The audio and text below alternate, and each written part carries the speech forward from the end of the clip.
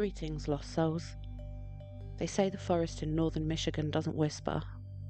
It growls.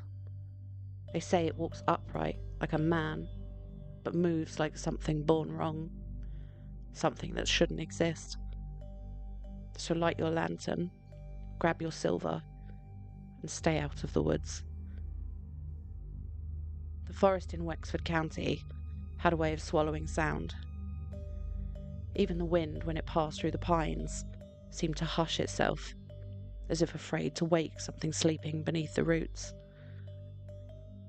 Elijah McElroy stepped out of his rusted pickup, boots sinking into the damp earth. He was 53, broad-shouldered, and carried the kind of weariness that only comes from seeing things that no one believes. In one hand, he held a battered rifle, in the other, a recorder, an old analogue, the kind that clicked when it started. He'd come back to the woods where it happened. The Dogman. He hadn't spoken the name aloud in years, not since the fall of 1997, when he'd seen it crouched in a roadside ditch, eyes glowing like coals, mouth full of teeth that didn't belong in any natural order. And now the trees stood silent, watching.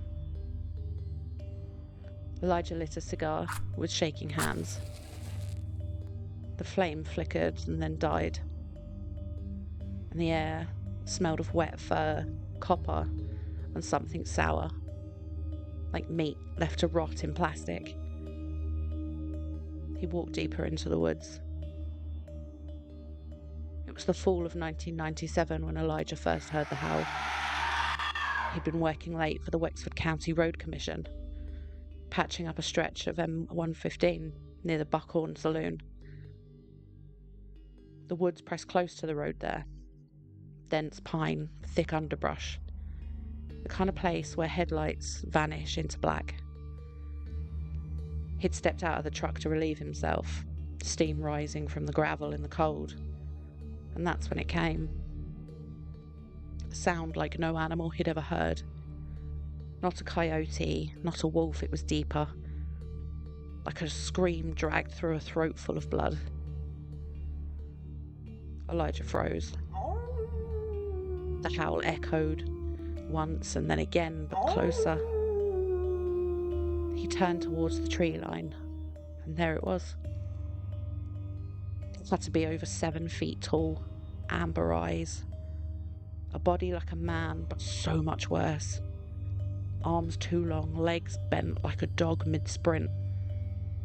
Its fur was slick, black, and matted with something that glistened in the moonlight. Its mouth hung open, revealing rows of jagged teeth, some broken, some yellow, but all too large. Its breath steamed in the cold, thick and slow. Elijah had raised his flashlight, and the creature didn't even flinch. It grinned, and then it dropped to all fours, and vanished into the trees, moving like smoke, silent and fast. Elijah didn't chase it, he didn't speak.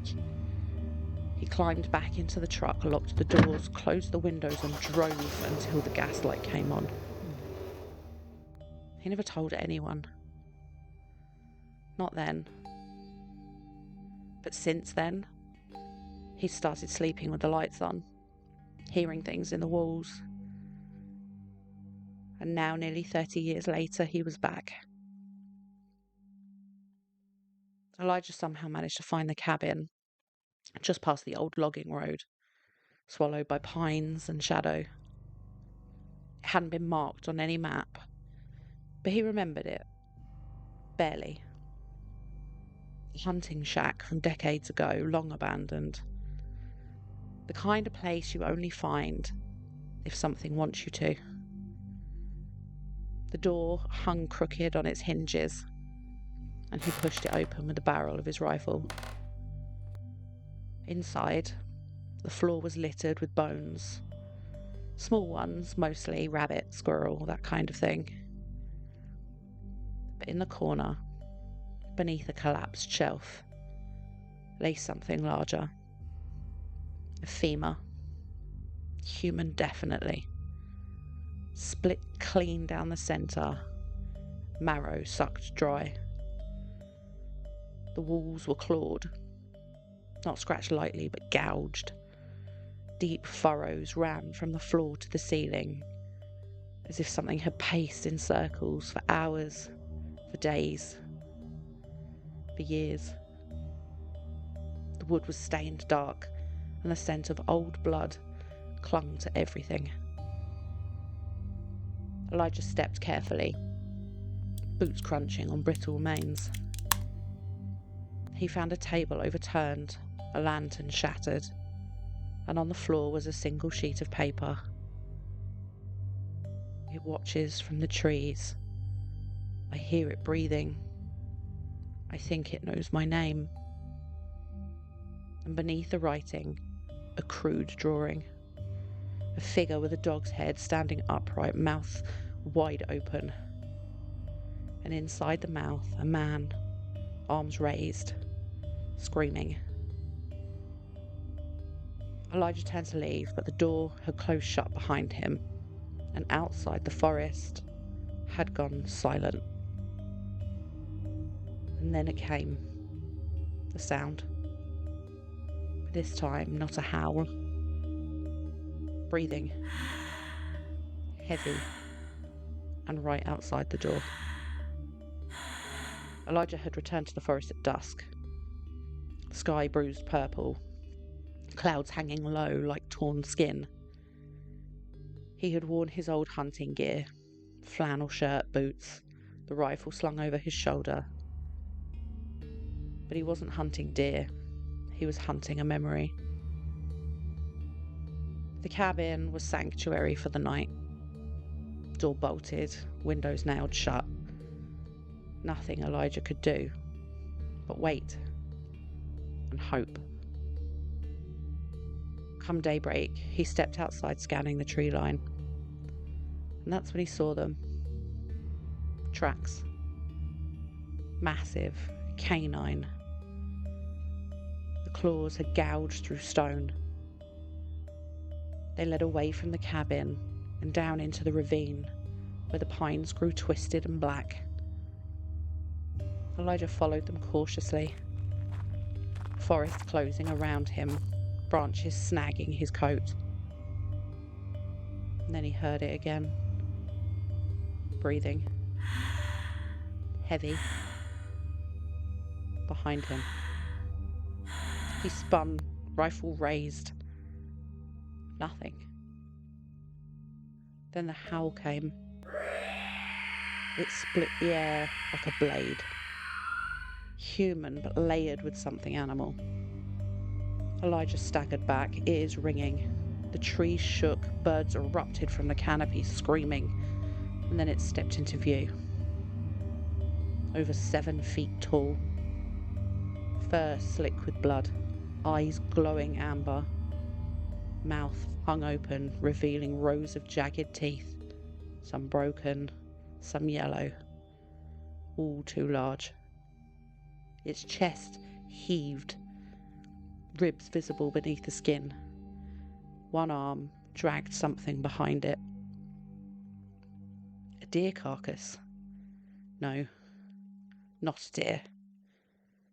A man. Elijah fired.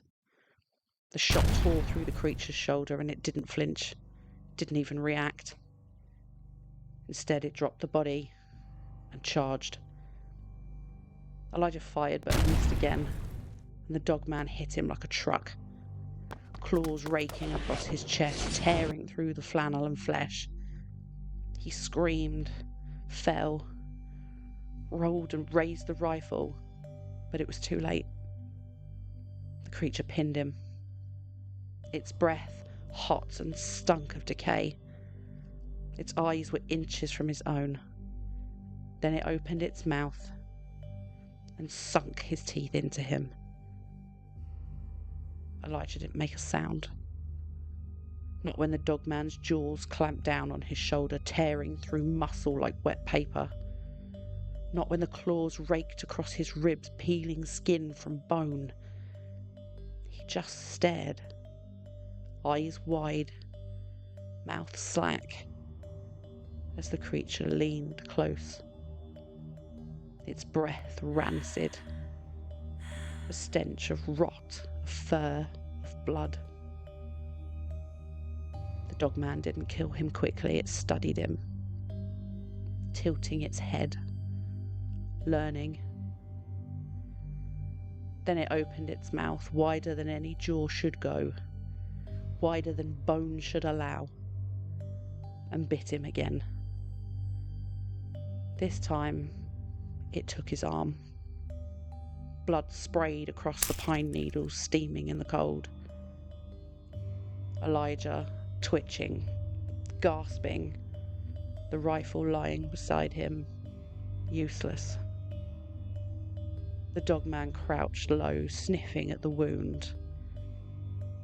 And then it did something strange. It licked at the blood, slowly, reverently. And then it howled again. The sound split the forest. Trees shook. Birds fled, and somewhere, miles away, a dog began to howl in response. Elijah's eyes glazed over. The creature stood towering, silhouetted against the moon. It turned, dragging something behind it. A piece of Elijah's flannel shirt soaked in gore. And then it vanished into the trees. By morning, the cabin was empty. No body, no blood, just claw marks and a single tooth, long, curved like a sickle, left on the cabin's doorstep. Local man missing in Manistee Forest. Truck found abandoned near Old Logging Road. Authorities are investigating the disappearance of Elijah McElroy, 53, after his pickup truck was discovered abandoned near a disused logging trail in Wexford County late Tuesday evening. McElroy, a retired road commissioner, worker and lifelong resident of the area, was last seen purchasing supplies at a gas station on the M115. Surveillance footage shows him alone. He did not return home that night. Deputies responding to a tip from a local hunter found McElroy's vehicle deep in the Manistee National Forest. Doors unlocked and keys still in the ignition. Inside, they recovered a rusted rifle, a blood-stained flannel shirt, and a handheld tape recorder. The recorder contained only static and what investigators describe as unidentifiable animal sounds. No signs of struggle were found at the scene, but claw marks were reported on nearby trees. Search dogs were called in, but refused to enter the area. Sheriff's Deputy Carla Renshaw stated, "We're treating this as a missing persons case, but the terrain is difficult and the weather is turning. We urge anyone with information to come forward." Locals have already begun speculating, some pointing to the long-standing legend of the Michigan Dogman, a creature said to haunt the forests of Wexford County since the 1800s. Authorities declined to comment on these claims. McElroy is presumed dead. His family have requested privacy at this difficult time. And there the tale ends for now, but the echoes will always remain. If you've enjoyed your stay here in my domain, leave your mark, a review, a whisper, a 5-star sigil. Until next time, wanderers, I've been Fauna Blakewell, and you've been changed forever.